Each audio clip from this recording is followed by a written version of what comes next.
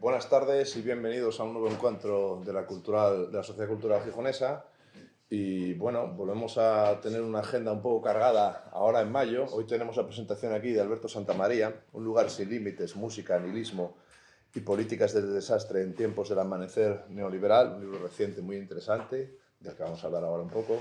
Pero antes os voy a leer pues, el listado considerable de eventos que tenemos este mes de mayo. Muy bien. Mañana a las 7 en la Biblioteca Jovellanos, en el Salón de Actos, presentaremos el libro Entre Ítaca e Icaría, reflexiones sobre Cataluña, España y las izquierdas, de Jean Tardà y Xavi Domènech.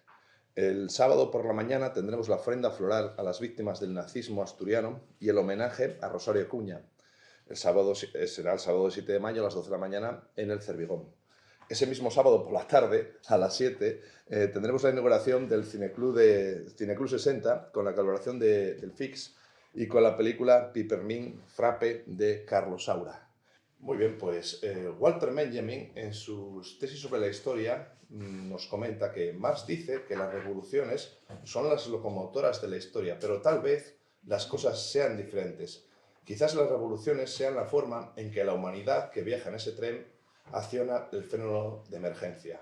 Vivimos en la estela cultural de lo acontecido a finales de los 70 y de los 80. Debemos de analizar el pasado para entender el presente, pero no se trata de un ejercicio de nostalgia vanidoso, ni tampoco de un universo cerrado melancólico. Se trata, como dice Enzo Traverso, en su Melancolía de izquierdas, de descifrar y entender una constelación de ideas donde podamos recuperar los ideales emancipadores. Es decir, pensar los pasados que no fueron posibles.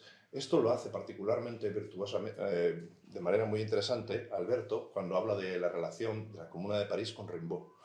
En esa reflexión desde el pasado para entender el presente, podemos encontrar el freno de emergencia del que nos hablaba Walter Benjamin. El neoliberalismo de Thatcher y de Reagan, digamos, un programa establecido a finales de los 70, en principios de los 80, es, digamos, la marca fundamental que tendremos en esa época. No solamente en ese espacio de tiempo, sino que también en el año 73, Augusto Pinochet, según algunos teóricos como Naomi Klein y James Petras, desarrolla también el programa neoliberal con el ladrillo y los discípulos de Milton Friedman, como explica Alberto Santamaría en otras de sus obras. Con esto queremos decir que la forma autoritaria está relacionada desde un comienzo con el neoliberalismo, es decir, no tiene por qué el neoliberalismo relacionarse necesariamente con la democracia. Ahora podemos entender las derivas de algunos gobiernos actuales. Con esto, en respuesta al programa neoliberal, surge el movimiento punk. El movimiento punky podríamos pensar que sería la transformación del paz amor hippie, desengañado por las promesas no cumplidas del keynesianismo, al no hay futuro. La música punky, el heavy y el disco en realidad puede ser un freno de emergencia. Esto es, por ahí no hay futuro. Como diría Walter Benjamin, anteriormente citado, es una imagen que piensa y a partir de ella podemos establecer un diálogo con el pasado que podamos entender el presente y trazar ciertos horizontes de praxis social, política y cultural. Este libro es un libro autobiográfico con buena cantidad de música disruptiva. Esa música disruptiva nos viene a mostrar, nos muestra las grietas de la cultura hegemónica neoliberal. Raymond Williams tiene la teoría de la cultura emergente, es decir, el punk, el heavy metal y la música disco en realidad es una cultura emergente antes de que fuese mercantilizado culturalmente hablando. Por lo tanto, debajo de las camisetas de los Ramones vendidas en las grandes superficies todavía late una fuerza genuina que puede establecer prácticas culturales disruptivas. Actualmente estamos en una guerra cultural considerable. El avance de la extrema derecha viene precedido, en cierto modo, por el avance en el plano cultural. De hecho, podemos considerar que la extrema derecha empieza a, digamos, a establecerse en espacios culturales, políticos y sociales en los que antes no estaba. Yo, por ejemplo, estoy pensando en pues, el establecimiento del PIN parental en educación o cosas similares. No solamente eso, sino que empieza a desarrollar cierto trabajo asociativo. ¿De acuerdo? Bien, por eso podemos considerar que incluso puede vampirizar algunas bases de votantes de la derecha más tradicional, llegando a radicalizarlos. Por eso hoy es tan importante abordar las batallas culturales y los debates culturales, porque la cultura, por mucho que, como lo explica muy bien Alberto, por mucho que se haya intentado desligar lo que es la cultura de la política, en realidad sigue estando muy relacionada. Por eso hoy tenemos, creo que, la fortuna y la pertinencia de tener a uno de los críticos culturales de ámbito nacional y actual más importantes. Y os dejo con Alberto. Muchas gracias.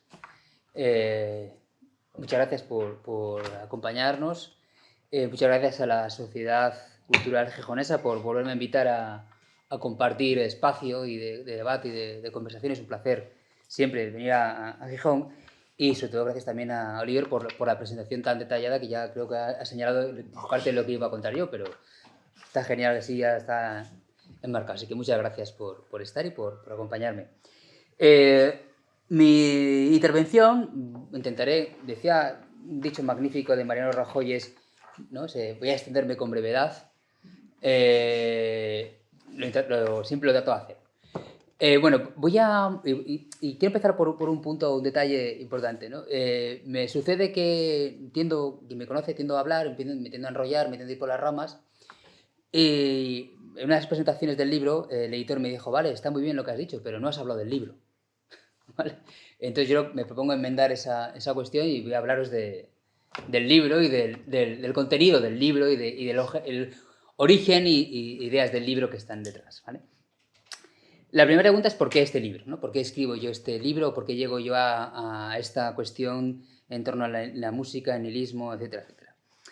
Es un libro con varios orígenes, pero hay una cuestión clave detrás de todos ellos, es que es que este libro responde, o es una respuesta a un conjunto de mis obsesiones. Es decir, hay un escritor que me gusta mucho, que luego le mencionaré, que es J.G. Ballard, que es un novelista que es muy importante para el punk, sobre todo. Y Ballard dice que a él le parece fundamental que si alguien escribe libros, debe hacerlos creyendo en sus obsesiones, ¿no? Que hay que tener fe en las obsesiones, no en los deseos, sino en las obsesiones. Yo tengo varias obsesiones y creo que todo lo que escribo tiene que ver, se entreconecta con estas obsesiones, que es fundamentalmente, y en este caso es un ejemplo, la creencia en la explotación de mis obsesiones, el tema de la relación entre cultura y política, que es un poco el espacio que responde múltiple a muchas de mis obsesiones, ¿no?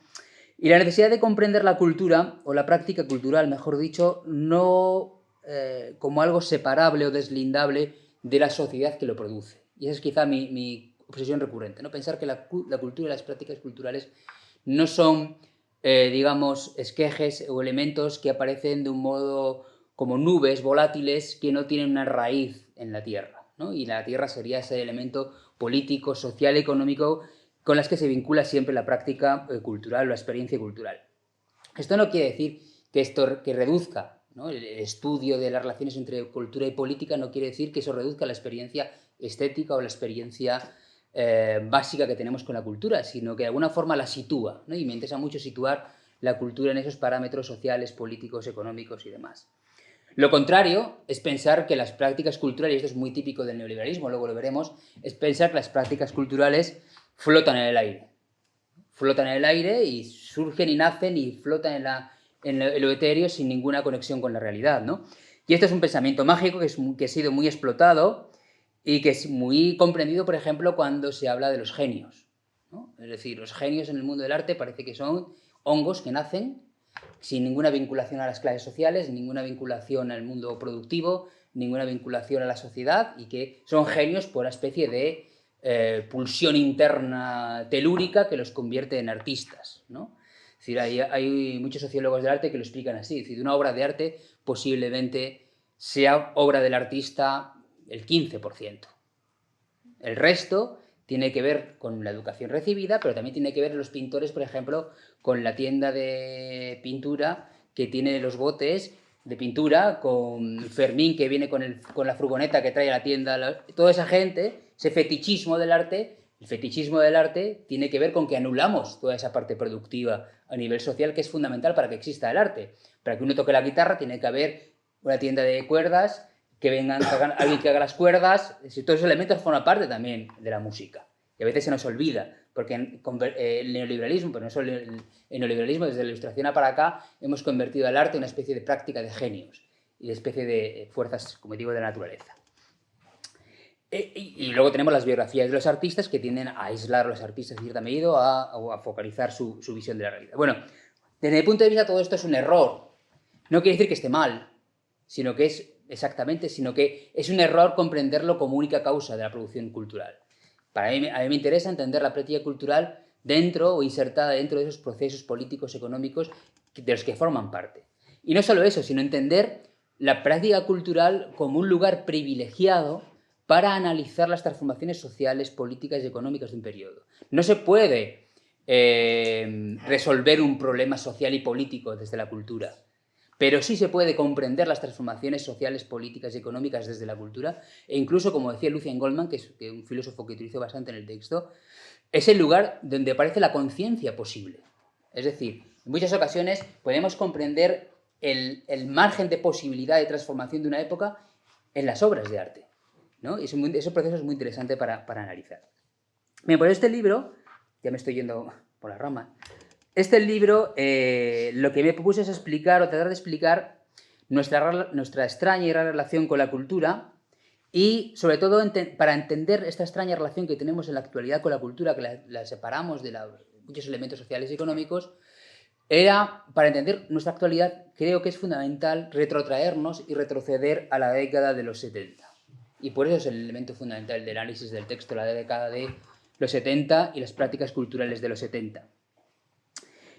Porque tendemos a hacer una especie de compartimentos estancos, ¿no? Decimos los 70, los 80, los 90, los 2000, como si fueran cajoncitos que sacamos y extraemos de cada época una idea. Cuando en realidad vivimos en la estela de lo que pasó en los años 70. Es la misma estela. ¿De acuerdo? Quizá en los años 70 estamos asistiendo a los momentos perinatales, a los lloros perinatales del neoliberalismo. Y ahora estamos viviendo el olor a putrefacción del neoliberalismo. Pero es el mismo contexto, la misma estela. Y muchos de los elementos, como nos relacionamos con la política y la cultura en la actualidad, tienen que ver con lo que sucedió en los años 70. Y por eso la primera parte del libro, yo iba a hablar del libro, la primera parte del libro se titula Un lugar. Esa primera parte del libro, en lo que trato de poner en claro, lo que trato de llevar a reflexión, es estudiar el marco general, el lugar, ¿no? Ese espacio que son los años 70 y los elementos teóricos, filosóficos, políticos que están detrás. La mía es digamos, el intento de una comprensión estética de ese periodo. Y con estética no me refiero simplemente a una disciplina que estudia lo bello o el arte, sino la estética comprendida en un sentido más complejo como una conexión entre los elementos afectivos y los elementos materiales, ¿no? La estética en un sentido de aistesis griega, de sensación, de cómo no podemos estudiar un periodo histórico sin atender a las estructuras afectivas de ese periodo, cómo se siente en ese periodo, ¿vale? Cómo se construyen las formas de sentir y de relacionarse de un periodo. Y estudiando esas formas afectivas podemos comprender las prácticas culturales y el contexto social, ¿vale? Eso me interesa y de eso va la primera parte del libro, que es Un lugar. Un lugar es, como digo, tiene que ver con el marco de lo que es la sociedad del bienestar en los países capitalistas, ¿no? Hay un periodo ahí muy conocido, no voy a extender porque es sobra conocido, que es el marco, podríamos decir, entre el 45 y el 68 del siglo XX, en el cual se da un momento importante de crecimiento económico, un progreso que parecía imparable, una sociedad que tenía un crecimiento extensivo enorme, una potencialidad y un relato social del progreso tecnológico que nos iba a llevar al más allá, que la sociedad iba a ser transformada radicalmente por el propio capitalismo, iba a desarrollar un modelo social muy elevado. En ese contexto, en ese contexto de margen, se da pie a nuevas formas culturales y a nuevas demandas sociales. Es decir, mayo del 68 y parte de mayo del 68 tenía que ver no con demandas puramente sindicales, sino con demandas como la indisciplina obrera, buscando la creatividad, buscando elementos que no eran los típicos y tradicionales de la lucha obrera, se introdujeron en el 68. Elementos fundamentales como el tema de la creatividad, la imaginación, elementos que de alguna forma eran el punto final de un contexto histórico, ¿no? Estoy sintetizando mucho, pero la cuestión está en cómo el 68 abre una espita, ¿vale?, que luego es muy difícil de conectar con lo que sucede en el principio de la década siguiente, los 70. ¿Vale? Yo lo que trato de estudiar es que hay una generación, que es la que está fundamentalmente atravesada el texto, una generación que es educada, sobre todo en los países capitalistas, es educada en el progreso, y es educada en la sociedad del bienestar, y es educada en las bondades del crecimiento tecnológico, y sobre todo es educada en las bondades del consumismo de los años 60, y sobre todo de las bondades no solo del consumismo, sino también de un crecimiento imparable. ¿Vale?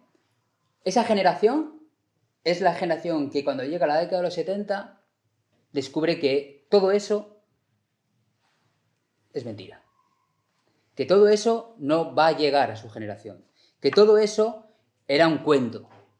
Pero sí queda algo de eso en sus manos, y es el consumismo. ¿Vale? Uno de los elementos más interesantes que cuando uno estudia la década de los 70, al principio de la década de los 70, es, por un lado, una generación que se niega a concebir el trabajo de la forma en la que lo habían concebido sus padres. Y eso es muy importante. Es decir, el trabajo como una especie de obligación, una especie de imposición, una especie de elementos de sometimiento, de aceptación, sí, dentro de la clase obrera, lucha de la clase obrera, pero aceptando el trabajo como elemento motriz. ¿Vale? Recuerdo como cuando llegó no solo el 15M, sino el Occupy Wall Street y demás, muchos viejos punks decían aquello, cuando veían a los jóvenes diciendo queremos trabajos dignos, decían, pero soy gilipollas, lo que necesitas es no trabajar, ¿no? Es decir, ese mensaje todavía estaba, es un mensaje muy ingenuo, que luego lo veremos, pero es un elemento muy importante de esa generación que transita entre los 60 y los 70. La crítica, la búsqueda de la indocilidad. ¿Vale? Lo que veía una generación es que sus padres habían sido completamente dóciles, aunque creyendo lo contrario. ¿Vale? Y quedaba el elemento del consumismo, y ahí están todo el elemento de las promesas incumplidas. El consumo es, como digo, como herencia. J.G. Ballard lo explica muy bien. Yo siempre lo cito porque antes lo hablábamos, porque es un autor muy interesante para comprender esto. Ballard explica los 70 y explica nuestro presente de un modo alucinante. En los años 70, J.G. Ballard dice, ¿cómo veo yo el presente y el futuro? ¿Por qué no hay futuro? Dice, por la siguiente estructura social que tenemos que nos han dejado la sociedad del bienestar de los 60. Y él dice, y esto se arrastra desde la Ilustración. Y es que el consumismo nos lleva al aburrimiento. El aburrimiento es uno de los grandes temas de esa generación.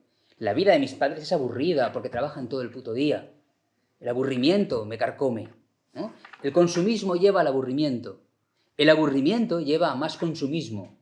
Más consumismo lleva a más aburrimiento, que lleva a más deseo, que lleva a violencia, que lleva al fascismo.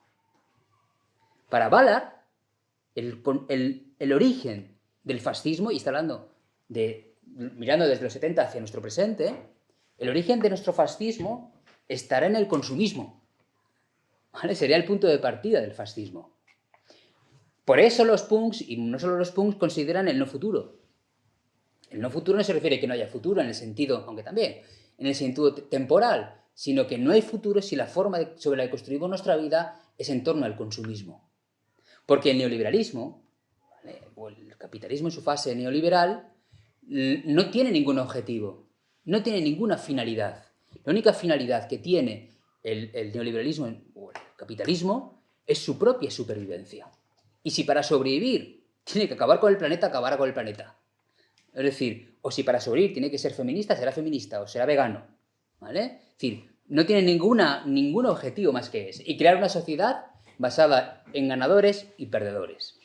Ese es el contexto en el que lentamente va apareciendo los movimientos sociales de los 70 y las prácticas culturales de los 70. Eso sería un marco, como digo, general.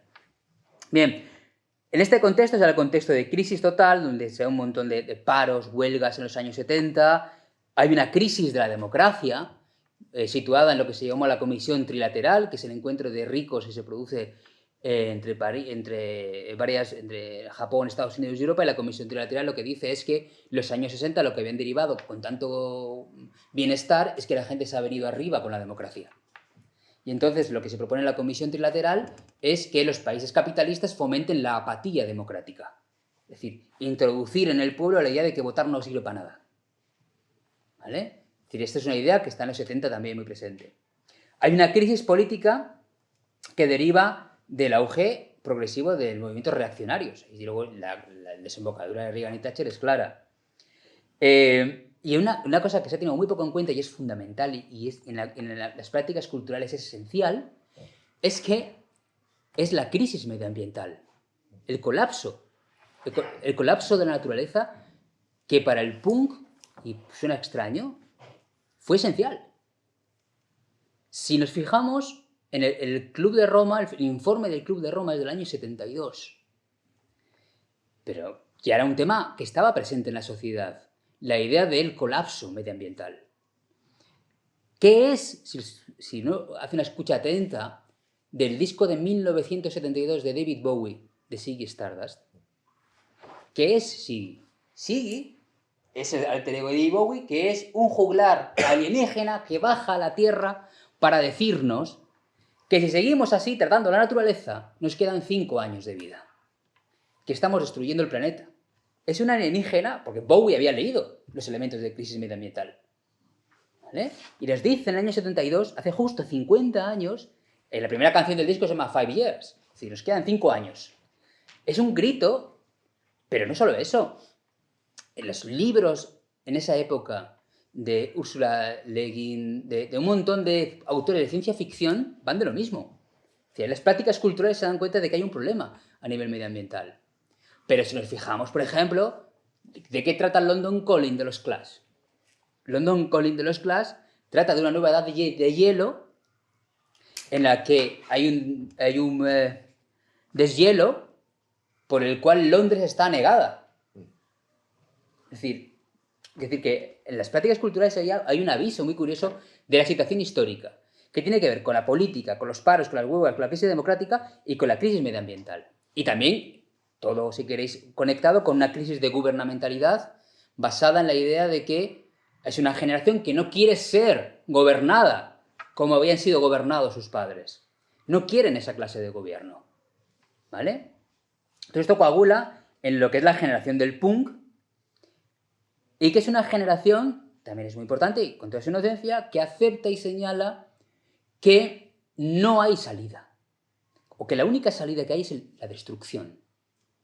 ¿Vale? Eso es muy importante en el punk, también con su ingenuidad. Es decir, el punk lo que nos dice es que, contado toda esta movida, el punk no se propone ninguna alternativa, no hay ninguna propuesta, ningún programa político. Si todo es una mierda, si todo se está destruyendo, yo voy a destruir más. Yo voy a dar más patadas. No para hacerlo, no, es como el niño que lo que trata es de romper algo, no para luego recomponerlo, sino para romperlo más. ¿Vale? Es importante ese elemento que tiene sus peculiaridades, pero que forma parte del espíritu punk. En el espíritu punk lo que hay es una necesidad de deslindarse y de separarse de las promesas incumplidas. Es decir, sobre todo de dos. Rechazo radical del progresismo, de la idea de progreso que se había vendido, del progresismo político, un rechazo radical, porque ese progresismo se basaba en el consumismo, y si basamos nuestra estructura social en el consumismo, estamos completamente atrapados, ¿vale? De ahí, creo que es en Anarchy the UK de los Pistols, o incluso de aquí no recuerdo ahora cuál es, dice Rotem, tu sueño futuro incluye un plan de compras. ¿vale? Es decir, si construimos nuestra vida en base al consumismo, ya lo que vamos a hacer es destruirlo todo. Porque si el consumismo es la estructura social, pensad que pocos años antes se había publicado un libro, ahora veremos, que es el base del neoliberalismo, que es Capital Humano, de Gary Becker, en el que explica que debemos convertirnos a nosotros mismos en pequeñas empresas y que debemos convertirnos en inversores de nosotros mismos y que si fracasamos, la culpa es, por tanto, es que no hemos sabido invertir bien en nosotros, que la culpa es nuestra, ¿vale? Es decir, contra todo eso se construye buena parte de lo que es la imagen del punk. Bien, este es el contexto o el lugar que yo trato de estudiar, que a su vez se conecta con un hecho muy importante, simbólico. En 1976, a Milton Friedman, ¿vale? A Milton Friedman le dan el Premio Nobel de Economía, Milton Friedman, que es el padre del neoliberalismo. A Milton Friedman, en 1976, le dan el Premio Nobel por sus teorías ¿de qué? Del consumo y de los precios, y la teoría de precios. El mismo momento en el que Milton Friedman está recogiendo el Premio Nobel de Economía, los Pistols han grabado su primer single, es el primer disco de los Ramones y es el nacimiento de Iron Maiden. Voy a poner tres ejemplos. Por ahí estaba Iggy Bowie, por ahí estaba Iggy Pop. Es el mismo contexto. Por eso me interesa estudiarlo en relación. Normalmente lo separamos. Mi interés en el libro es juntarlo, darnos cuenta que es la misma época y que hay una relación estrecha. Todos esos movimientos juveniles, rupturistas, lo que están haciendo es responder a un momento de crisis. Hay un momento de crisis del capitalismo radical y el neoliberalismo va a ganar esa batalla. Pero ahí se genera una especie de grieta en la que aparecieron estos movimientos que es un poco lo que yo trato de estudiar en el libro. ¿Qué hace el neoliberalismo? El neoliberalismo es un movimiento político, económico, que lo que se diferencia del liberalismo clásico es que el neoliberalismo considera que el error fundamental del liberalismo es que se creyó que era verdad eso del mercado autorregulado y la mano invisible del mercado. ¿Vale? El neoliberalismo dice que eso es mentira, eso no existe. El neoliberalismo lo que señala es que es fundamental que desde el punto de vista económico haya mecanismos de corrección, y el mecanismo de corrección fundamental es el Estado. Por eso a los neoliberales les interesa tanto el Estado, controlar el Estado, los mecanismos de construcción del Estado y sobre todo controlar los elementos afectivos. La idea del neoliberalismo es que no puede construirse una sociedad o no puede construirse en base a la cual, según la cual la economía no tenga en cuenta los valores afectivos y sentimentales. ¿Vale? Una frase famosa de Gary Becker es que la economía es amor, como ejemplo, ¿no? Y de un modo que no podemos definir o describir qué es el amor, tampoco podemos describir qué es la economía.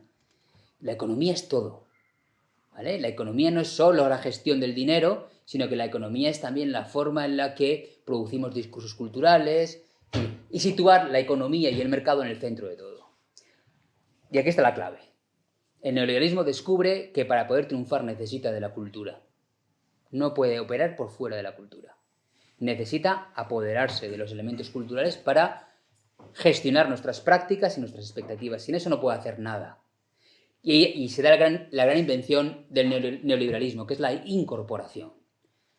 Al neoliberalismo, alguien puede decir, por ejemplo, como contaba Oliver, que las camisetas de los Ramones se venden en el H&M. Entonces, por lo tanto, el punk fracasó. ¿Vale? Es cierto.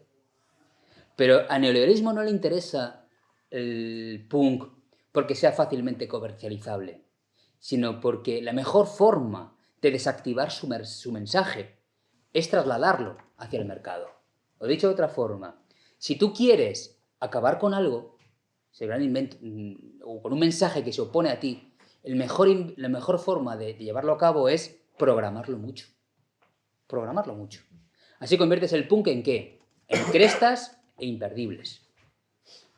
Es decir, si tú quieres, cuanto más conservadora es una ciudad, lo he contado muchas veces, más arte urbano tiene. ¿Por qué? Porque controlas los elementos, no te opones a ello.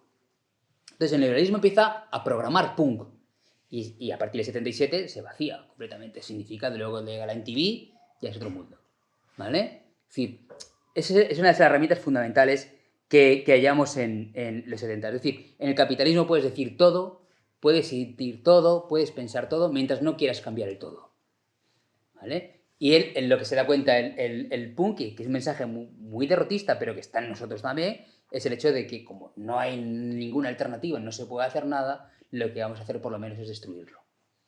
No hay más que eso, ¿vale? Entonces, esa es la... Ya me he extendido un poco demasiado. Esta es la primera parte del libro. Y en la segunda lo que hago es un análisis ya concreto de prácticas culturales. En la segunda parte del texto me centro en autores, en bandas, en grupos, en temas, etcétera, etcétera, etcétera. Esta segunda parte se abre con una cita de Lorca, o tiene una referencia a Lorca que me parece muy interesante. Lorca aparece... Esto es muy interesante. Lorca aparece mucho en el punk. O sea, no es que yo lo traiga porque... sino que a los punks les interesa mucho la figura de Lorca. Hay un filósofo del punk que es fundamental, que es la gran biblia del punk, que es Lester Bangs. Lester Bangs cita continuamente a Lorca para hablar de Iggy Pop, para hablar de los Clash, para hablar de muchos autores. ¿Vale? La especie de mitologización de Lorca. Y Lorca, en Juego y Teoría del Duende, que es un libro magnífico, bueno, un ensayito magnífico, es una conferencia en la que Lorca explica qué es el duende. ¿Vale? Hace una distinción entre la musa, que es la que te inspira, el ángel, que es el que te dice algo, y el duende, ¿no? Tanto la musa como el ángel vienen de fuera, mientras que el duende es un desgarro interior, ¿no? Y él dice que el duende no es solo una cosa de los gitanos, o de los andaluces, o del flamenco, sino que él habla del duende de Sócrates, o del duende de Nietzsche, ¿no? Y el duende, dice Lorca, es una herida. Aquel que hace arte tiene una herida. Y esa herida, como los niños, en lugar de curarla, lo primero que hay que hacer es enseñar la herida. La herida, lo que hace un niño cuando se tiene una herida, lo primero que hace es enseñarla, ¿no? Pues digamos, el arte sería algo así, ¿no? Y el punk sería un intento de mostrar esa herida, ¿no? Es un poco lo que dice Lester Bangs, de lo que parte. Bueno, hay una referencia a la Comuna de París, en la primera parte de esta segunda parte, dedicada a la idea de cómo la Comuna abre una serie de perspectivas muy interesantes a la hora de la idea de transformar el poder, desde la idea de la desidentificación cultural, etcétera, de usar la cultura como elemento transformador. Pero bueno, yo para no extenderme demasiado, os cuento para acabar, 4 puntos sobre el punk, que son lo que estudio en los 3 capítulos centrales del libro, dedicados al punk, que son 4 ideas que vertebran el pensamiento del punk en ese contexto de lucha contra la disciplina o contra las formas de pensar dominantes que ellos ven que están naciendo en los 70 y que construyen el eje del neoliberalismo. Lo primero fundamental es una cuestión de clase social. Y que es muy curioso. El punk es una generación de perdedores, en buena medida, en gran medida. Es decir, el concepto de perdedor. Un elemento fundamental del neoliberalismo, como decía antes, es la idea de diferenciar entre ganadores y perdedores. Nadie quiere ser un loser, ¿vale? En este contexto de esta guerra. Solo hay que ser ganadores. Y uno es un ganador si sabe jugar bien sus bazas, y sabe invertir en sí mismo y sabe manejar información. En cambio, es muy curioso cuando he presentado el libro en otros sitios, cuando hablamos de esta cuestión, siempre sale este tema, ¿no? Porque hoy en día es muy difícil cuando tenemos las redes sociales y demás, que lo que llama la poderosa atención es tener muchos seguidores y el éxito, ¿no? Y un músico lo primero que quiere es tener éxito, tener muchas visualizaciones y que tenga mucho éxito, ¿no? Pues en el origen del punk era la aceptación de ser perdedores, ser un perdedor, que acepto mi lugar como perdedor en la sociedad. Puede compararse fácilmente si comparamos un tema de los 60 y un tema de los 70. Uno sería el Born to be Wild de Stephen Wolf, nacido para ser salvaje, con el Born to Lose de Johnny Thunders. ¿Vale? Es decir, nacido para perder. Yo he nacido para perder, porque socialmente soy la escoria de la sociedad. Esa idea está muy metida en el corazón de este proceso. Y por lo tanto, y tiene que ver mucho con la propia idea de clase social. Ballard, al que ya he citado, que es, como digo, una inspiración para el punk, Ballard decía: si uno es un chico de clase obrera y no tiene nada, ni trabajo, ni capacitación, ninguna experiencia profesional o formación específica, lo mejor que puede hacer es comprar o robar una guitarra y armar una banda. El punk original fue muy político, un fuerte resentimiento se expresaba en él. La triste realidad es que la recesión ha comenzado, está hablando de los 70, y las eternas verdades burguesas, las que venían de los años 60, dejaron sus víctimas en manos de la gente joven. ¿Vale? Esta es la idea de Ballard que tiene mucho peso y que genera mucho pozo en la generación del punk. Pensad, y una de las tesis del libro es que el punk es antes una política y una ética que una práctica cultural. Es decir, la música punk es una consecuencia, es un efecto de una problemática política social previa. Eso explica muy bien una frase de Steve Jones, el guitarrista de los Pistols. No nos gusta la música, nos gusta el caos. Año 84, Joe Strummer. Nuestro problema fue que nos convertimos en músicos. Ese es el problema. Que nos convertimos en músicos. Y lo jodimos. Porque la música era una especie de única salida. ¿Vale? Era lo que tenían más a mano. Robas una guitarra, aprendes 3 acordes y gritas lo que puedes gritar. ¿Vale? Digamos, es una generación que para los cuales la música fue una salida. Por eso digo que es una política y una ética antes que una práctica estética. Hay muchas referencias aquí. Siempre me gusta citar... Si me extiendo mucho, me para. No. Un texto, algo extenso, pero muy interesante, de Ed Sanders, que era un medio hippie, medio punk, que atina perfectamente qué pasa en el tránsito entre los 60 y los 70. Es un músico del grupo de Fax. Dice, el problema de los hippies fue que la propia contracultura desarrolló una hostilidad interior entre los que contaban con el equivalente a un fondo de depósito y los que tenían que ingeniárselas para sobrevivir. Es cierto que los negros, por ejemplo, sentían un resentimiento hacia los hippies en el verano del amor, en 1967. Se me olvidó decir una cosa antes, ahora que leo esto. El punk, hay un rechazo al progresismo de los 60, pero en segundo lugar hay un rechazo tremendo, pero una especie de desprecio visceral a todo lo que era el mensaje de la paz y el amor de los hippies. Hay un desprecio, ¿vale? Desprecio al amor y a la paz, ¿vale? Por eso les gustaba mucho provocar con las esvásticas nazis y ese tipo de cosas, ¿vale? Sí, frente al amor y la paz, guerra y odio, era el eslogan del punk. Por decir, es cierto que los negros, por ejemplo, sentían un resentimiento hacia los hippies en el verano del amor de 1967, porque percibían que aquellos chicos que dibujaban amebas en sus libretas de Sam Flax, quemaban incienso y tomaban ácido, podrían salir de aquello en el momento en que quisieran. Podrían volver a casa, podrían llamar a su mamá y decirle, sácame de aquí. Mientras que alguien que se ha criado en las viviendas subvencionadas de Columbia Street y se mueve por los límites del Parque Tompkins, no tiene escapatoria. Esos chicos no tienen ningún sitio donde ir. Están todos atrapados. Así se desarrolló otro tipo de hippie más lumpen. Gente que procedía realmente de una infancia llena de abusos, de unos padres que los odiaban, que los echaban de casa, y esos chicos fermentaron en una especie hostil y callejera. Punks. ¿Vale? Esa diferencia entre el hippie y el punk es muy interesante en esa concepción de Ed Sanders. Y es bastante habitual en este contexto este tipo de afirmaciones. Scott Asheton, por ejemplo, el batería de los Stooges de Iggy Pop, decía: la paz y el amor tenían poco que ver con aquellas canciones. Nos daba igual que la gente se sintiera bien. Nos interesaba más lo que estaba pasando en realidad, lo aburrido que era todo. Cómo te trataban en realidad. La palabra perfecta para describir nuestra actitud era basura. Que les den por saco. Somos basura. Nos da igual. ¿Vale? La idea de white trash también está detrás de todo esto. Había más personajes en este contexto, como los Dead Boys, que eran personajes realmente de bandas callejeras que acabaron triunfando en la música muy rápidamente y se esfumaron. Esos elementos de clase estaban muy presentes. E incluso esto llega a Iggy Pop, a David Bowie.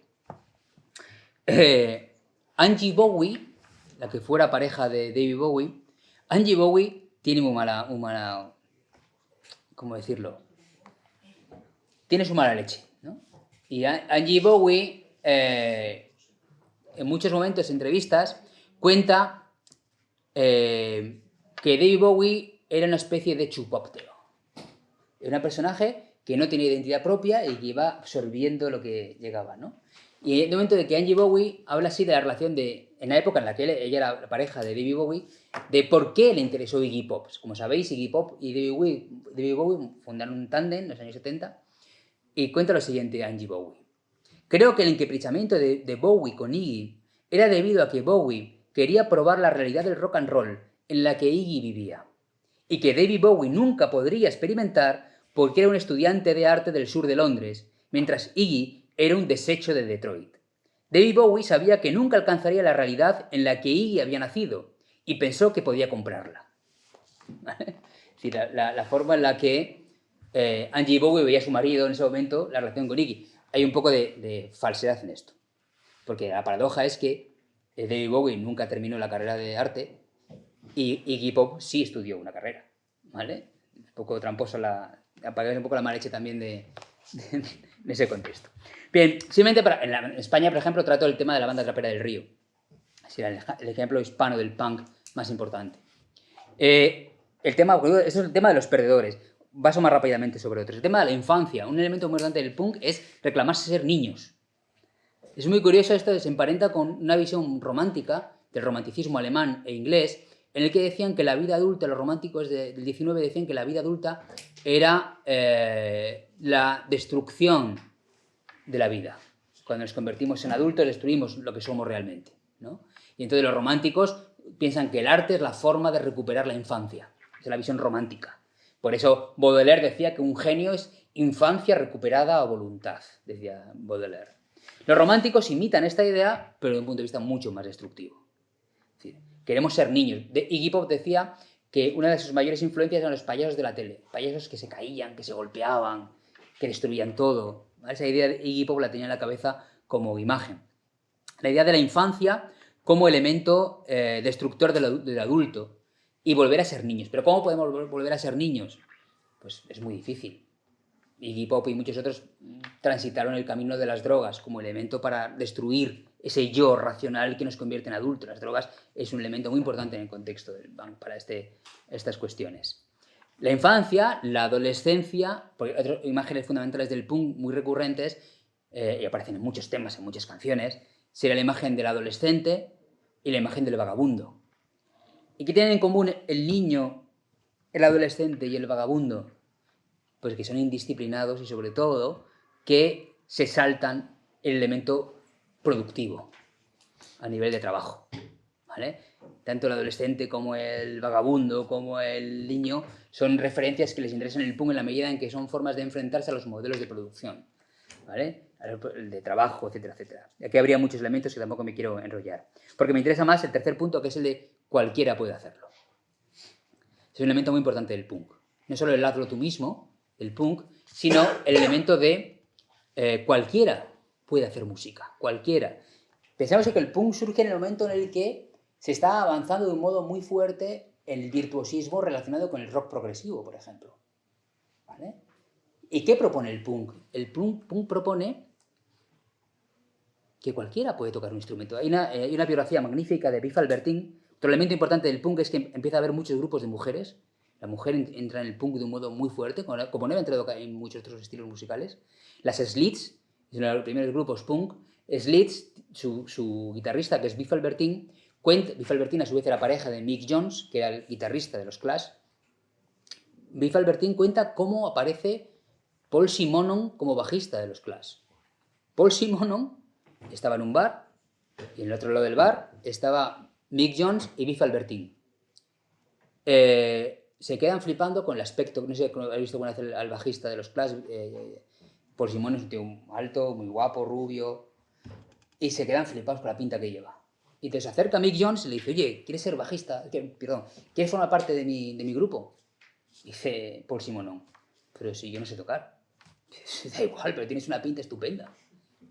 Y entonces el día siguiente fue y le pusieron un bajo.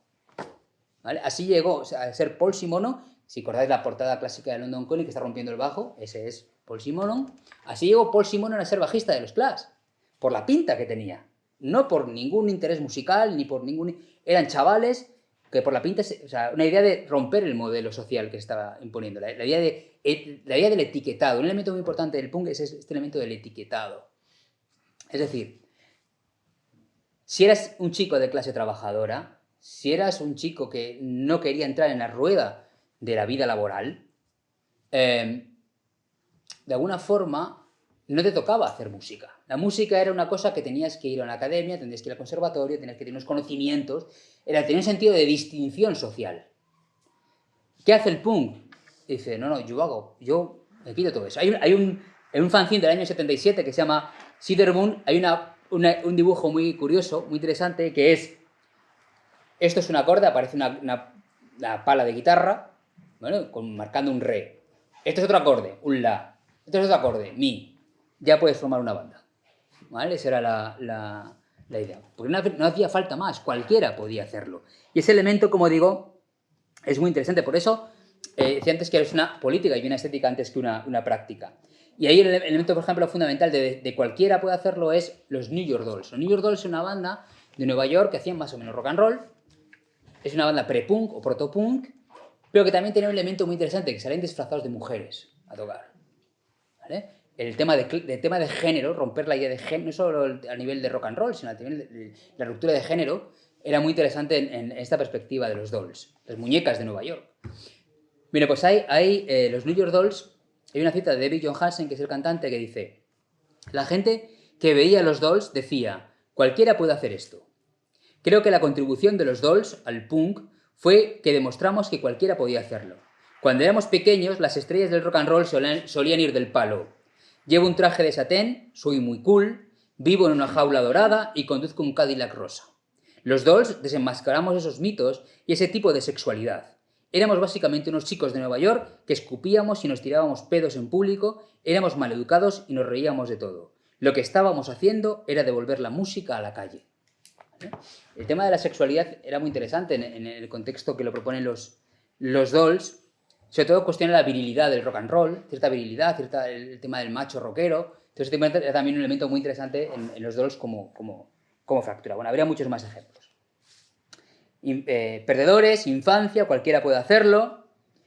Y el cuarto elemento es el nihilismo. El nihilismo es un elemento muy importante del punk, que ya no hemos podido rastrear en lo que hemos visto hasta ahora.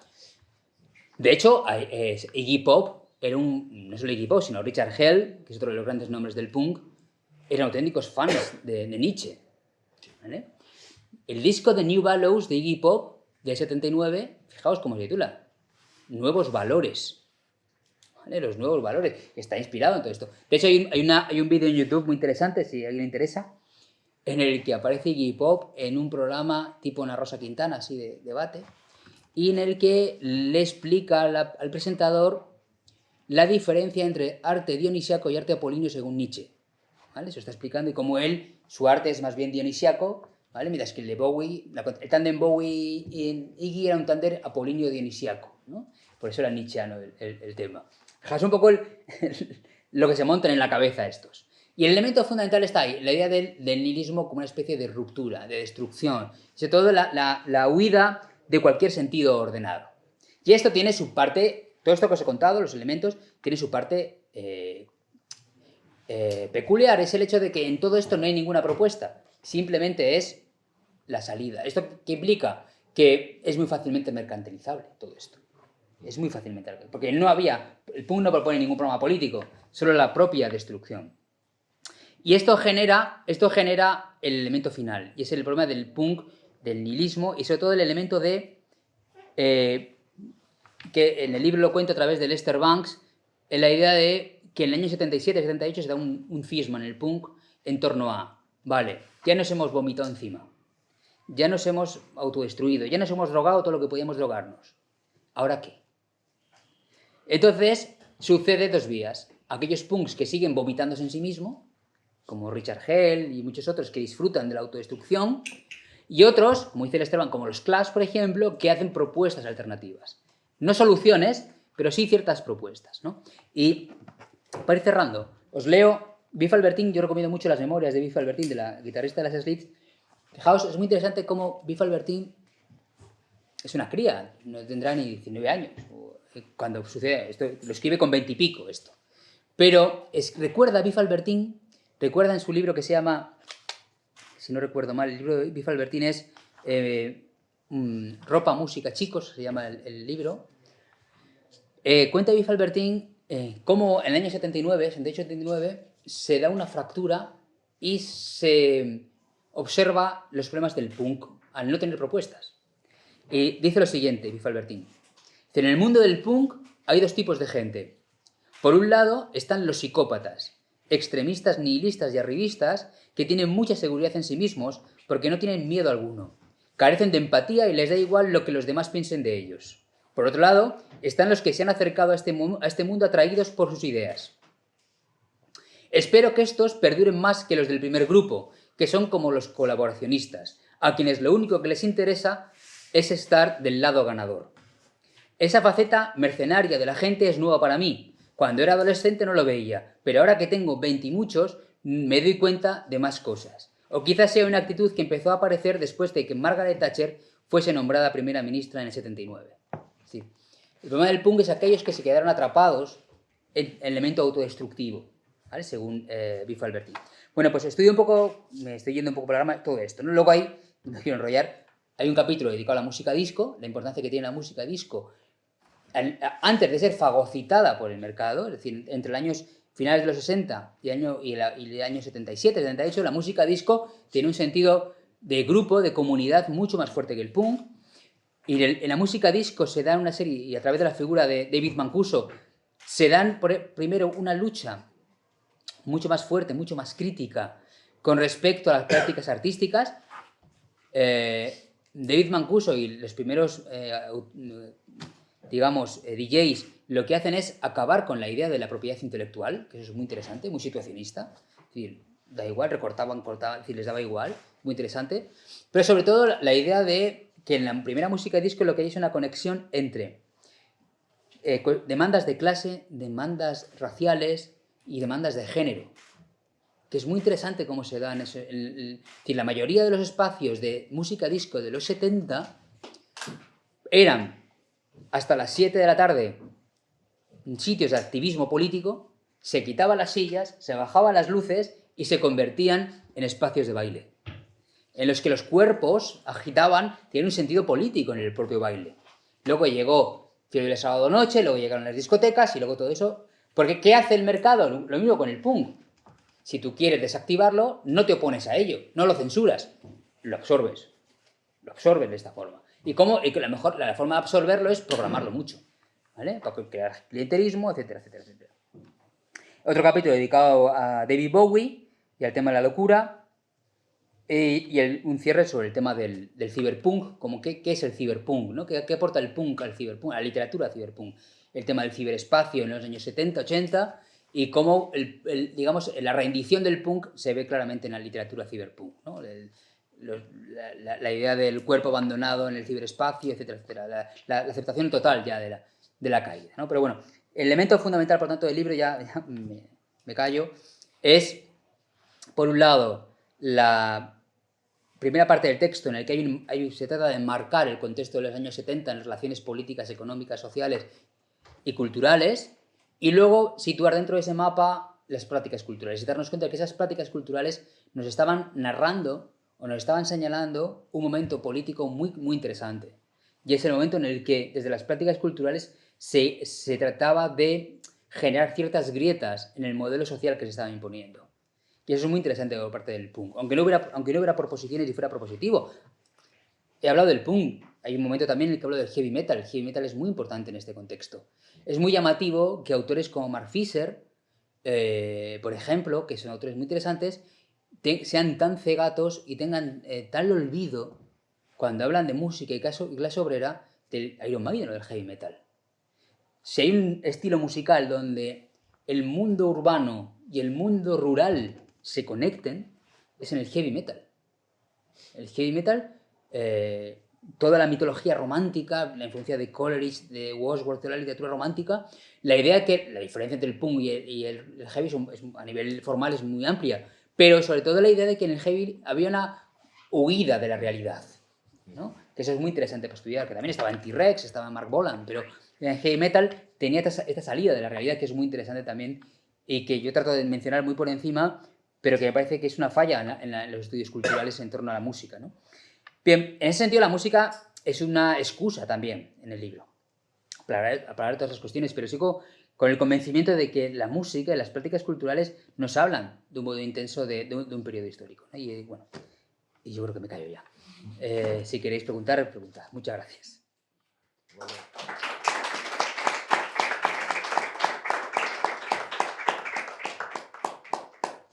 Bueno, pues vamos a abrir ahora un turno de preguntas y yo no sé si tenéis alguna pregunta por ahí. Si la tenéis, si no, hago yo una aquí para tal. Bueno, primero muchas gracias por la presentación. Yo trato de presentar el libro, me lo tatúo, pero al final se me va. En cualquier caso, no sé qué importa, lo que sí sé que me gustó mucho. Y bueno, la pregunta está un poquitín relacionada con lo que comentaste, pero un poquitín. Pero bueno, después de la defensa que hiciste al principio de las posesiones, ahí va una mía. Porque me interesa además lo que tú piensas acerca del tema esto. ¿A ti qué te preocupa o qué te gusta más? ¿Que no haya futuro, como dicen los punks, o que te digan que lo hay? Y estoy pensando en ahora, porque esto bueno, ahora siempre hubo, ¿no? Profetas, ¿no? Y luego lo que pasa es que da igual en que pongas el reloj, yo al menos no soy consciente de que nunca nadie hubiera acertado.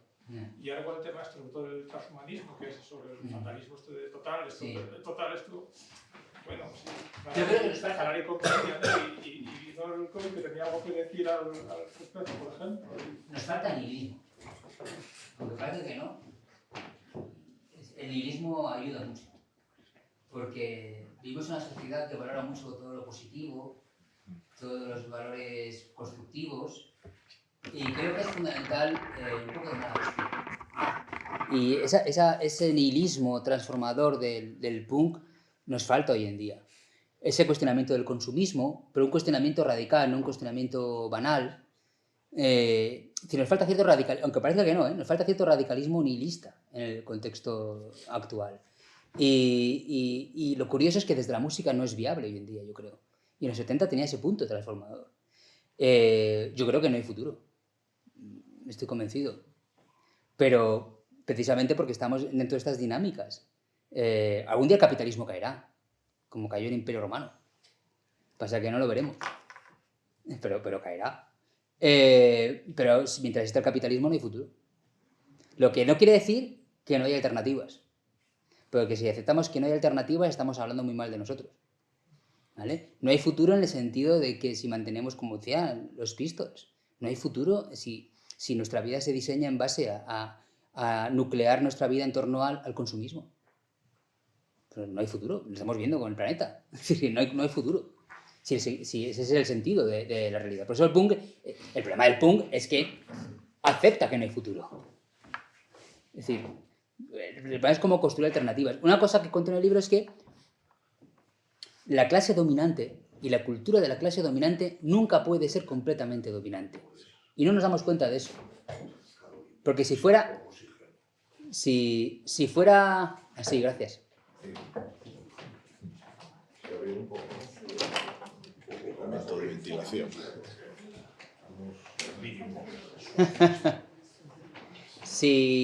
Gracias. Si la clase dominante fuera completamente dominante, no habría cambios, no habría nada. Y no es cierto.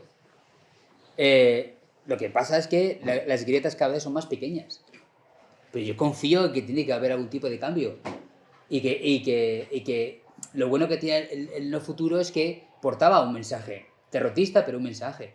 Y es complicado. Porque quiero decir pero yo parto de que no hay futuro. Vamos, cada día lo tengo más claro. Entonces, tengo la desgracia de verlo todo como un camino evolutivo, ¿no? Lo que pasa es que es una relación muy asimétrica. O sea, genera las manifestaciones culturales, las que sean, y va modulándose el capitalismo, pero bueno, eso sigue siendo muy asimétrico, ¿no? Pues fagocitando todos los discursos y... Pero no puede fagocitarlo todo. Esa es la esperanza que tenemos. No puede fagocitarlo todo.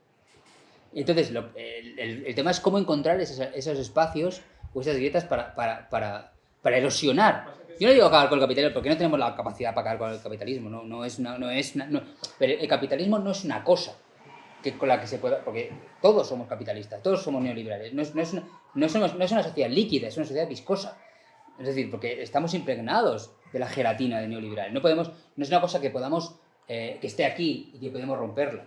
O sea, es unas dinámicas mucho más complejas que tienen que ver cómo nos relacionamos con nosotros mismos, cómo nos relacionamos con los demás. Es un elemento psicológico-cultural mucho más complejo que, por ejemplo, yo trato de comentar en el libro, no existe una cultura dominante, una cultura de clase trabajadora, una cultura burguesa, que como cajones estén ahí. Eso no existe. Todo es más fluido, todo está más interconectado. Si no, sería imposible. O sea, porque no hay una... porque de otra forma más marxista, como decía Raymond Williams, es que no existe eso de base y superestructura. Es una ficción explicativa, pero eso no existe. Si existiera sería una puta locura. Yo no sé si es que tiene muchas interpretaciones o que lo subcontrata. Porque precisamente el discurso punk aquí en España lo cogió la movida para decir lo mismo, pero cuando esto era otro, no tenemos nada no tenemos ni puta idea de tocar, pero tenemos algo que decir. Lo que pasa es que no es lo mismo que tiene la movida que no. Claro, aquí es que nuestra situación histórica es muy diferente al resto del punk, ¿no? Por ejemplo, Mark Fisher siempre dice que el punk es el Mayo 68 inglés, por ejemplo. Nosotros no tenemos esa relación ni con el Mayo 68 ni con... O sea, sí la tenemos, pero en España es un ritmo diferente. Aquí, pues, en el libro pongo la banda Trapera del Río porque me parece el caso más paradigmático. Es una banda de migrantes andaluces de segunda generación en Cataluña, que tiene un discurso social y crítico muy peculiar, que es muy distinta a la que luego, eso es los 70, luego ya vino el rock radical vasco, que es otro elemento distinto, pero luego la movida madrileña, que son como tres elementos completamente distintos. La banda Trapera del Río es un caso muy interesante. La banda Trapera del Río cuenta la historia en su documental. Hay un momento de iluminación magnífico. Ellos son punks entre punk, macarra, catalán. Y cuenta la historia de que ellos venían de fiesta cuando llegaban a casa al amanecer de la fiesta y se reían de los obreros que esa hora iban a trabajar. ¿Vale? Hasta que un día Murphy, el cantante, creo que es Murphy, se da cuenta de que se están riendo de los obreros que van a trabajar y se da cuenta que uno es su padre. Y eso le cambia por completo la visión. Y ahí el tema que yo cuento es Curriqui de Barrio. Curriqui de Barrio es un tema que explica eso. Es decir, la situación de clase social y cómo la música es la forma que tienen de expresar ese elemento. Nuestra situación es muy distinta, por eso decía al principio que nosotros vivimos la misma estela, pero no es distinta porque nosotros vivimos ya el momento de putrefacción en el que el neoliberalismo ha sabido separar la cultura de la política de un modo radical. Aunque nos parezca que no. Lo ha sabido separar completamente. Cuando se hizo el Estatuto del Artista, Marta Rivera de la Cruz, de Ciudadanos, dijo que había sido un éxito ese pacto por unanimidad porque no habían hablado de política en el Congreso de los Diputados. ¿Por qué? Porque es cultura. Ese es el gran triunfo del neoliberalismo. Cultura, hombre, la cultura no tiene nada que ver con la política, ni con la sociedad, ni con la economía. La cultura es una cosa del entretenimiento, de las emociones, de la imaginación, pero hombre, no tiene que ver con problemas de clase social. Porque si mezcla la cultura con elementos de clase social, evidentemente está siendo panfletario. Y eso no es arte. Pero esa es la interpretación neoliberal. Nos quedamos con esa lectura neoliberal. Pero se nos olvida el otro elemento fundamental, y es el elemento emancipador que tiene la cultura. Y esto, un ejemplo, lo explica muy bien Jacques Rancière en un libro que se llama La noche de los proletarios. La noche de los proletarios, Jacques Rancière cuenta la historia de los poetas proletarios, que después de 14 horas de trabajo en una fábrica con condiciones devastadoras, dedicaban las noches a escribir poemas y a publicarlos en periódicos que ellos hacían. ¿Y de qué iban los poemas de los poetas proletarios? Iban de lo mismo que los poetas de gran altura. Iban sobre la primavera, sobre las margaritas, sobre el amor, y llegaban los poetas politizados, los Baudelaire, ¿vale? Los grandes poetas, de izquierdas y les decían, joder, tíos, escribir poemas diciéndole hijo puta que es tu jefe. Y ellos decían, no, porque cuando escribo poemas y cuando escribo poesía, no soy trabajador, no soy un obrero. La cultura es mi forma de emanciparme del rol que la sociedad me asigna como trabajador. Es decir, porque como soy trabajador, no me toca escribir poesía. No sé si me explico. Entonces, el elemento emancipador es la propia cultura, lo que es emancipador. O sea, lo político no es el mensaje de la obra, que puede serlo, claro que sí que puede serlo, sino el propio acceso a la forma en la que nos relacionamos con la cultura. ¿Cómo sirve para identificarnos? Alguien que tiene un trabajo de mierda de 10 horas y que luego toca la guitarra en un grupo, es un acto político. Porque está haciendo algo fuera del espacio político marcado como suyo propio. O lee a Cernuda o escucha a Mahler. Alguien que después de trabajar de cajero en el supermercado 12 horas se va a casa y se pone a leer a Cernuda, está haciendo un acto político. ¿Entendéis un poco Este es un elemento... O desde el punto de vista... Adrienne Rich, que es la gran poeta feminista, lo explica muy bien. Adrienne Rich decía... en una entrevista le preguntaban, oye, todos los poetas varones escriben poemas a sus hijos. Tú, que eres una poeta muy importante y tienes hijos, ¿por qué no escribes poemas a tus hijos? Y Adrienne Rich dice, es que cuando escribo poemas no soy madre. Me identifico con el rol que se me asigna como madre. Es decir, le creo que es muy interesante y es algo que el neoliberalismo ha controlado muy bien. La idea del relato cultura y política es, hombre, es que si mezclas cultura y política estás haciendo panfletarismo, ¿no? Si yo digo ahora que hay una exposición ahí enfrente sobre arte y compromiso, enseguida pensamos que es una exposición de izquierdas. ¿Por qué? Porque se ha construido esa forma, ese discurso. ¿Vale? Es decir, la relación entre cultura y política tiene una serie de valores y de formas de contemplar muy, muy curiosas y muy interesantes para entender esto. Yo siempre pongo el mismo ejemplo, y es el ejemplo de si... Imaginad que yo os digo que ahora se monta una normativa que es, si quieres que tu hijo esté en la primera fila de clase, paga 2 euros. O si quieres que te atiendan primero en el ambulatorio, en el seguro social, paga 5. Diríamos, joder, eso es aberrante, eso no puede ser, eso es un elitismo chungo creado desde lo público. Pero coño, vas al palacio de festivales de una ciudad que es público, viene un ballet y hay entradas más caras y más baratas. Y nos parece lógico, pero es un sitio público. Estamos generando, pero como es cultura, no pasa nada. Ejemplos de eso a montones. Cómo la cultura... hemos etiquetado la cultura como una especie de... más allá del mercado, extrañísimamente, que está yendo contra nosotros constantemente.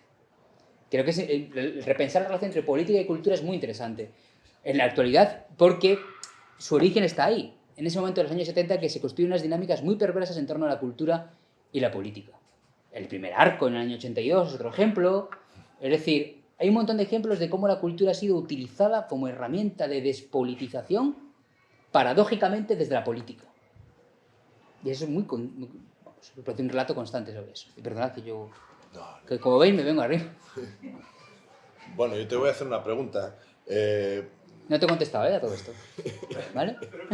Me sobra. Gracias. Cyberpunk, háblanos un poco de Cyberpunk, porque yo creo que últimamente como que las distopías y todo es un género que ha explotado y bueno, yo creo que lo estás tratando tú ahí un poquitín en el Cyberpunk, entendiendo el Cyberpunk también como una comunidad referencial donde también se puede unir los losers, los perdedores y por lo menos estar juntos, ¿no? Porque hay un valor también ahí un poquitín comunitario. Claro. Y a eso añades también el asunto de lo ciber, ¿no? Que es un aspecto que está de rabiosa actualidad, porque muchos de los chavales ahora, digamos que se politizan, se socializan a partir del mundo cibernético, ¿de acuerdo? Entonces, yo creo que en esa comparación que haces de manera virtuosa de los 70 y los 80, con la actualidad, que lo que decía un poquitín Walter Benjamin, ¿no? Lo de la imagen dialéctica Sí. que ayuda a pensar el pasado, entender el presente para arrojar un horizonte de futuro. Yo creo que en el Cyberpunk desarrollas eso. Cuéntanos un poco, por favor. El Cyberpunk es un movimiento muy, muy curioso y como práctica cultural es muy interesante para comprender. Por ejemplo, el concepto de ciberespacio lo conocemos todos, pero la primera vez que aparece esa palabra es en una novela, que es una novela de Neuromante, de William Gibson. Porque es importante, que a veces se nos olvida la importancia que tienen las prácticas culturales.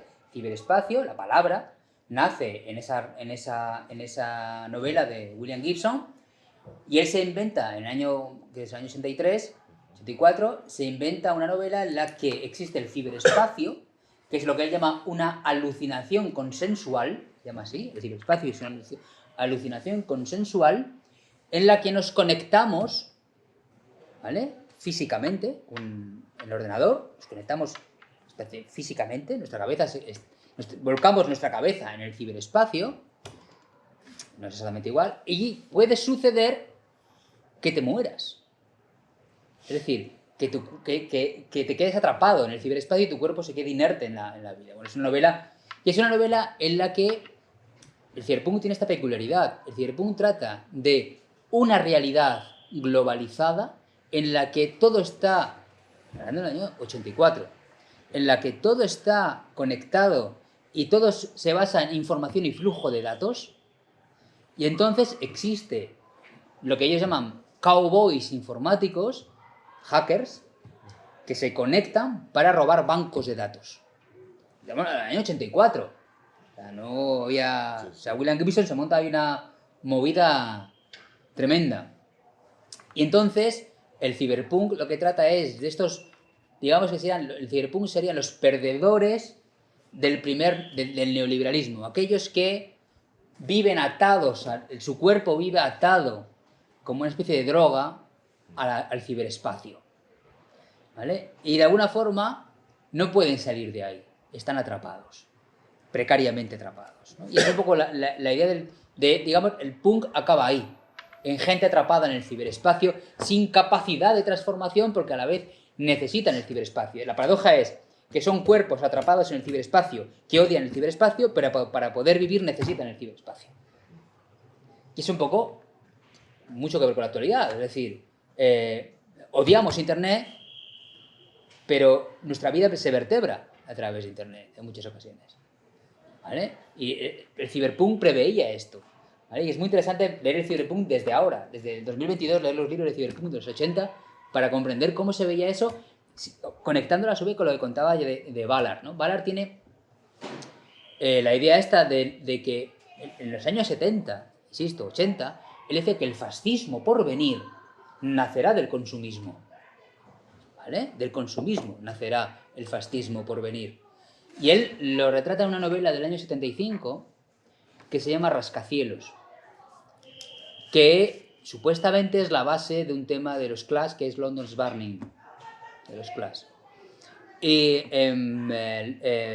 Rascacielos trata la historia de un rascacielos en Londres en el que vive clase media más pudiente, clase media menos pudiente, que son consumistas, viven en el rascacielos y poco a poco empieza a haber cierta violencia en el rascacielos. Primero alguien deja caer una botella en la terraza de otro, luego alguien deja atrapado el perro en el ascensor, empieza a incrementarse la violencia, luego alguien aparece apaleado en las escaleras, luego otro mata al perro de alguien, va creciendo la violencia, pero con un pacto tácito de que esa violencia nunca sale del rascacielos. La gente llega de trabajar, ¿vale?, buscando violencia en el edificio. Y al final acaban matándose todo. Creo que hay no la he visto, pero creo que hay una película basada en la novela de Ballard. Y al final todo el mundo acaba matándose entre todos, ¿vale? Ese es digamos que lo que está generando el consumismo es una violencia latente. Un deseo de destruir al otro. Que es el nuevo fascismo, que tiene que ver con el consumismo. Y la última novela de Ballard se llamó así, El reino por venir, ¿vale? Y el reino por venir es un fascismo que llama él de centro comercial. Es un centro comercial en el que todo el mundo se acaba matando, ¿vale? Es decir, del cyberpunk hay lo que hay a partir de los 70 en literatura, en ciencia ficción y en cyberpunk, hay una conciencia si queremos saberlo así, que hoy hemos perdido porque ahora lo que tenemos es mucho colapsismo, es interesante, pero en los 70 lo que había era una sensación de desastre inminente. Esto va a estallar, esto se está destruyendo. Y eso construyó modelos culturales muy interesantes, prácticas culturales muy interesantes. ¿Vale? La idea de la destrucción como práctica artística. Muy bien. De nuevo no te he respondido, pero... No, bien, no. Cuando hablabas del cyberpunk y tú hablabas antes de Ziggy Stardust, la ecología, tocando con lo otro, es cierto que también olvidarse del heavy metal, Black Sabbath en el 60, Iron Man es Ziggy Stardust antes, y es cibernético, y de pronto es lo mismo, o sea, viene alguien de fuera, pero además es no sé si un androide, un humanoide, metálico. El tema de la diferencia entre los 60 y los 70, la diferencia entre los 60 y los 70, no lo creo Black Sabbath, es que en muchos mensajes, sobre todo en literatura de ciencia ficción y en música, en muchos mensajes cibernéticos o galácticos o demás, había cierta utopía. Es decir, la tecnología puede ser mala, es cierto, pero también es salvadora. E incluso puede generar espacios de comunicación con los alienígenas, etcétera. En este caso Iron Man viene a destruir el mundo. Claro, sí, pero O sea, no me refiero a eso, pero me refiero a la visión general. En el caso de Ziggy Stardust y muchas novelas de esa época y películas, lo que se da es una serie de inminencia del desastre. Es que no hay salida. O sea, es profético. sí, es decir, hace 50 años que David Bowie se inventó un personaje para decirnos que estábamos llegando al límite del crecimiento y que estábamos llegando al colapso medioambiental. 50 años. En el 79 tenemos, como decía antes, a London Calling de los Clash diciendo entre lo nuclear y el cambio medioambiental, el cambio climático, estamos generando una nueva edad de hielo. Es decir, a veces se nos olvida, pero eso le metes y insisto, en ese momento, con todas las cautelas que queramos, en ese momento podríamos decir que no estaba de moda el tema. Es decir, que no iban completamente, o sea, sacar esos temas en el año 72, decir que el consumismo nos va a llevar a la destrucción del planeta, era auténtico pirao. O sea, era una cosa de, pues eso, mira, el David Bowie, ahí disfrazado. No era una cosa que dijamos, vamos a... Es muy curioso, y cómo la música tenía ese traslado, de grito, pero no una propuesta de solución, era simplemente, oye, que nos vamos a la mierda, que lo sepamos, yo primero, pero nos vamos todos a la mierda, ¿no? Era por eso que aviso estas cuestiones, que me parece muy interesante, como contexto histórico, vamos. Bueno, tenemos más preguntas por ahí por atrás. Yo solamente ya para esta cuestión, que está hablando de Cyberpunk, Sí.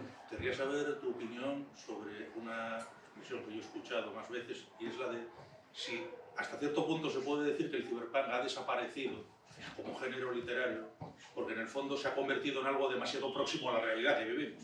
Sí, mira, si uno lee algunas frases de Neuromante, no solo que es el clásico del Cyberpunk, costaría en algunos fragmentos distinguir de si está hablando de una novela realista o no hoy en día. Claro, a ver, el Cyberpunk hay muchas salidas, ¿no? Porque, por ejemplo, estoy pensando en Neil Stephenson y Snow Crash, por ejemplo, que ya es post-Cyberpunk. Ya el Cyberpunk se ha convertido en un género ya de unas complejidades, ¿no? En Snow Crash va de unos hackers que son infectados por un virus, que su origen está en Homero. Ya son estructuras narrativas monumentalmente complejas. Pero claro, el primer Cyberpunk es alucinante, porque tú lo lees hoy en día y ves, claro, te dicen la definición de ciberespacio que hace William Gibson es alucinante. Es decir, nunca para la redundancia, es una alucinación consensual. Si pensamos que son las redes sociales, es una alucinación consensual. O sea, es decir, que es muy curioso el modo en el que... Tiene que ver también con otro elemento importante, que es con el individualismo, que no ha salido a colación, que eso Ballard también lo sitúa como un elemento muy importante. Ballard dice en el año 77, en un texto que se llama El futuro del futuro, en el que cuenta que el día de mañana tendremos un televisor en nuestra casa a través del cual podremos ver la vida de nuestros amigos e incluso podremos asistir a congresos, e incluso podemos ver la boda de nuestros amigos sin salir de casa. Todo como experiencias individuales. Ballard no sabía nada de Facebook ni de redes sociales en el año 77. ¿Vale? Y él lo ve como una cosa del futuro. La casa del mañana, ¿vale?, tendrá estas cosas, tendrá aparatos que nos permitan comunicarnos y saber qué está haciendo mi amigo ahora mismo, ¿no? Pero todo lo reduce a que eso es el elemento fundamental del individualismo. Y es uno de los elementos más curiosos. Y si nos fijamos, lo que nos avisa el ciberpunk es que, aun siendo una ilusión consensual, esa ilusión consensual parte de que hecho de que estamos solos al mismo tiempo. Es la paradoja, ¿no? Porque estamos solos conectados a la red, nos conectamos individualmente. Es muy interesante. Y claro, el tema de la narrativa ciberpunk vista desde hoy, en algunos casos es puro... Hombre, cosas muy locas, ¿no? De cuando se operan cosas y ponen terceros brazos y cosas así. Sí. Las cosas ya no son... Bueno, esperen, no... Bueno, quién sabe. Pero la parte de la conceptualización de un mundo globalizado, conectado por el ciberespacio, que es la base de una novela del año 84 como es Neuromante, es impresionante cómo conceptualiza esos bancos de datos. ¿Qué crees? No sé si te he entendido bien, pero por lo que saco en conclusión, actualmente en Occidente no habría ningún movimiento cultural de carácter impugnatorio, y no necesariamente me refiero al ámbito musical, sino en cualquier ámbito, que pudiera quedar en principio al margen del capitalismo, aunque después fuera subsumido por él. El margen del capitalismo hoy en día es muy difícil, nada. Es muy complicado. El tema, la diferencia, uno de los grandes triunfos del neoliberalismo es ese, el que nos demos cuenta de que nuestro presente ha adelgazado tanto las posibilidades de cuestionamiento y de alternativa que seamos incapaces de imaginarnos una impugnación desde la cultura. Es un problema muy grave porque la cultura se ha convertido en un proceso muy clientelar. Explico qué quiero decir con esto. Durante la pandemia hubo una carta publicada en El País de todos los, ¿cómo se llaman?, los premios nacionales de cultura. ¿Y de qué iba la carta de los premios nacionales de cultura del ministro de Cultura? Y premios nacionales y el mundo, lo que se llama el mundo de la cultura, que suena muy bonito. El resumen de la carta era: Jesucito, que me quede como estoy.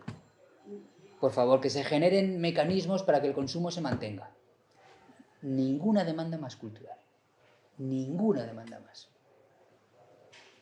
Eso da fe de algo terrible. Y es el hecho de que la cultura, en lugar de aprovechar la pandemia para utilizarlo como un mecanismo para reclamar la renta básica universal para los artistas, para cambiar las estructuras institucionales del mundo de la cultura, los procesos políticos públicos de la cultura, para plantearnos para qué coño queremos museos, para qué queremos el Prado, nunca lo hemos planteado, ¿vale? Para el turismo. Eso no se plantea, porque el neoliberalismo ha logrado en estos 40, 50 años, ha logrado que pensemos que la cultura es una cosita que está ahí de entretenimiento, que está ahí apartada, que sirve para que no nos aburramos. Ese es el gran logro de todo este proceso. Eso es a lo que impugnaba el punk y la música disco y el heavy metal al principio. Se impugnaban ese modelo de cultura sometida a estos cánones, a estas formas económicas. Y ese es uno de los grandes, digamos, hándicaps que tenemos, que impide realmente una transformación desde la cultura. Porque tenemos un problema muy grave con el arte, si hablamos de arte. Y es que queremos que el arte sea algo maravilloso. Queremos que el arte sea algo relacionado con las emociones, con la creatividad, ¿vale? Si ya somos artistas, imagina que somos artistas y queremos que el arte sea creativo, imaginativo, transformador, sensible, pero al mismo tiempo quiero ganar dinero. ¿Cómo hacemos eso? Quiero que mi arte sea arte y al mismo tiempo quiero que sea mercancía. Son dos cosas imposibles. Imposibles de coordinar. Imposible.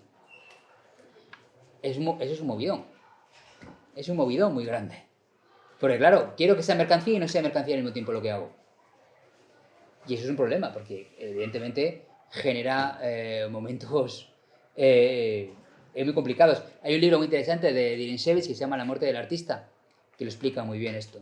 Y dice, si aceptamos que vivimos en un contexto capitalista y eres artista, nadie te ha pedido que hagas arte. Y si nadie te lo ha pedido, no puedes pedir que te paguen. Así de simple. Nadie te lo ha pedido que lo hagas. Otra cosa es que te lo encarguen. Si te lo encarguen, tú cobras.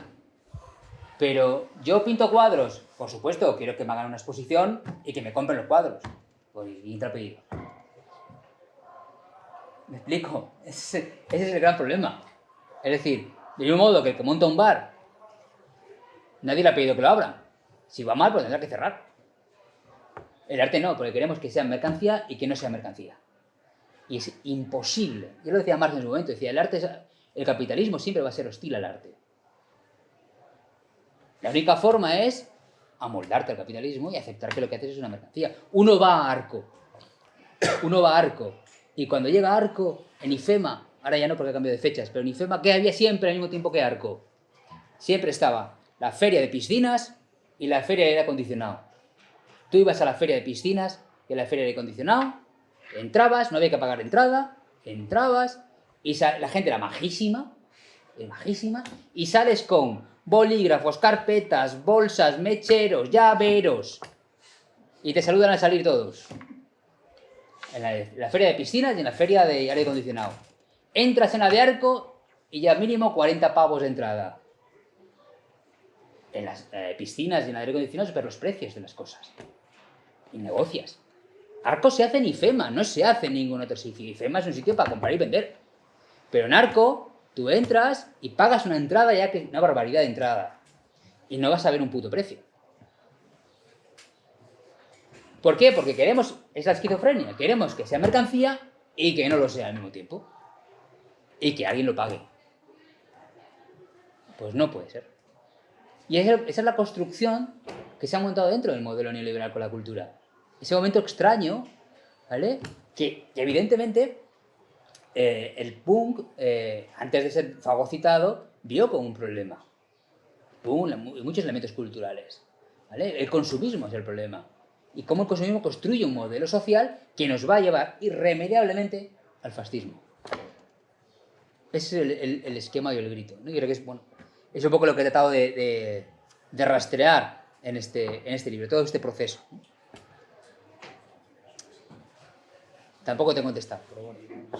Lo he intentado, lo intento. Bueno, son las 8:30, seguimos, más preguntas como... Bueno, pues si quieres te lanzo yo pues, una más. Hablas de Mancuso y la música disco y esa noción del cuerpo. Y a mí me recuerda un poquitín a Deleuze, del cuerpo de... Eso se puede relacionar pues también con la liberación del cuerpo, de los movimientos actuales. Cuéntanos un poquitín por ahí. La música disco, yo cuando empecé a estudiar la música disco, la empecé a estudiar con ciertas reticencias. Y una cosa que tengo cuando escribo los libros es que no sé lo que voy a escribir. Una cosa que me gusta mucho. O sea, no tengo... Hay una frase que utilizo en el libro de Gregory Bateson que dice un explorador solo descubre lo que ha explorado una vez que lo ha explorado. Es decir, yo no sé muy bien por dónde voy a ir. Yo escribo y no soy muy...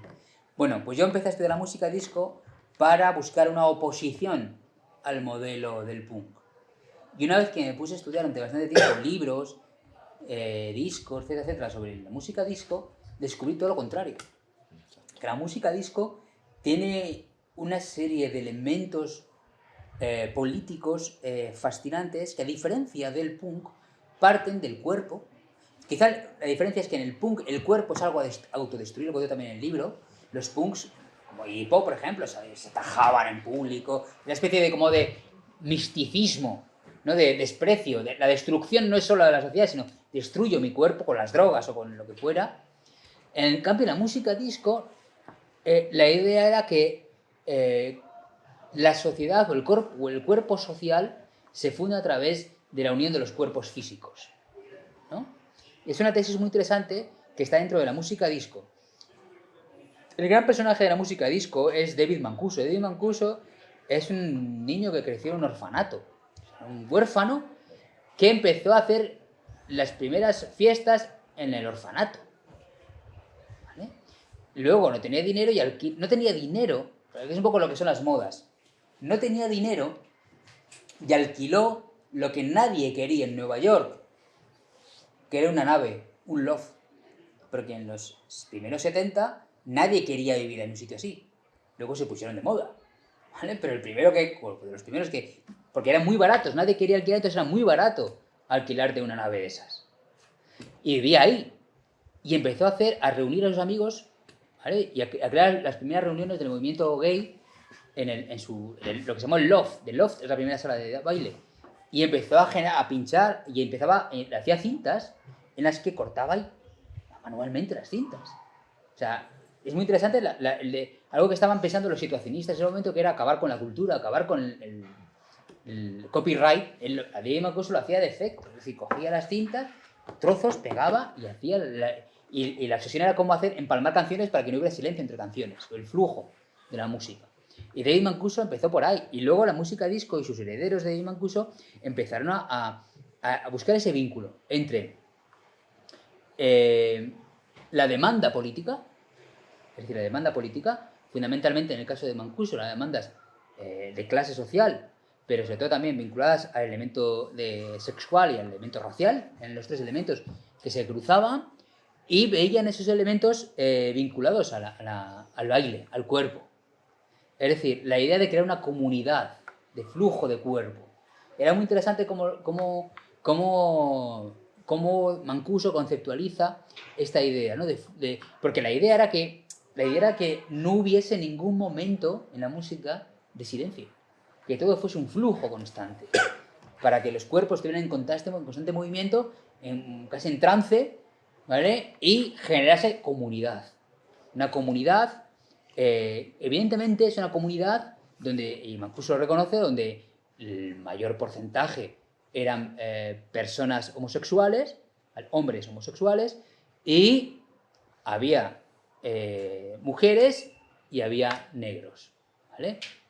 Ese elemento es muy importante en la construcción de la relación entre política y música disco como comunidad. Ahí llega Stonewall en el año 69 y en el libro, bueno, habla un poquitín de esos movimientos de lucha desde la música disco y cómo Firehouse y otras... Firehouse es una de las grandes salas de disco de Nueva York, que se llamaba Firehouse porque era la antigua sede de los bomberos, que la alquilaron y la convirtieron en espacio de activismo político.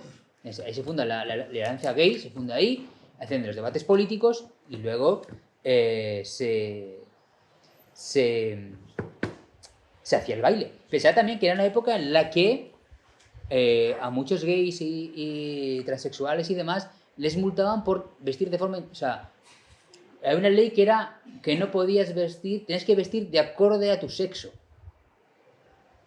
¿vale? Es decir, la ley era que si los tíos iban con faldas, les multaban, ¿vale? Es decir, es ese contexto de penalización de esa... Entonces, movimientos por ejemplo, los locales de música disco se orquestaron la gran mayoría de las manifestaciones políticas. Cuando se corta el puente de Brooklyn, cuando en Washington se da la marcha, es decir, se organizaban desde los espacios de la música disco. Entonces, ¿qué pasa? Que luego llegó Fiebre de Sábado Noche, que luego Fiebre de Sábado Noche nos hemos quedado con la parte superficial. Pero si nos fijamos de qué va Fiebre de Sábado Noche, va de un chico de clase trabajadora. Es un chico de clase trabajadora que lo que quiere es huir de ese contexto y a través del baile, ¿vale? Pero a partir de Fiebre de Sábado Noche se produce una apropiación del modelo de discoteca que llega obviamente hasta nuestros días, ¿no? Sí, por ejemplo, me hablaban otro día de, ¿cómo se llama? La Ruta del Bacalao, sí. Por ejemplo, como una especie de conexión con esto. Claro, el tema es que la Ruta del Bacalao, desde dicho que tampoco lo controlo mucho, no había muchas demandas políticas.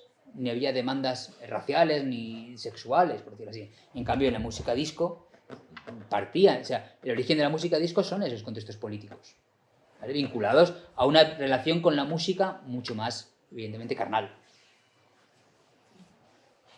Muy bien, otra pregunta ya, vamos cerrando. Hay otra tangencia. ¿Los NFTs son lo que parecen? Yo ahí me pillas porque no tengo ni pajolera idea de NFT. O sea, sé lo que es, pero no tengo ni idea. Yo por lo que he oído y por lo que me comentan es todo básicamente un timo a escala monumental. Tiene pinta. Sí, vamos. Tiene pinta. Los ¿cómo se llama? No, ¿cómo se llama? Son no fungibles. Pero no, la verdad es que si tú sabes más, yo no tengo mucho. Sé la gente amiga y darme cuenta que es una nueva estafa piramidal o una nueva estafa de la estampita. Pero no te sé decir, lamento. Esta vez no te respondo, no por nada, sino porque no tengo ni idea. Pues nada, muy bien. Si no tenéis ningún tipo más de pregunta, pues damos por finalizado el acto. Muchas gracias por aguantar y por la conversación.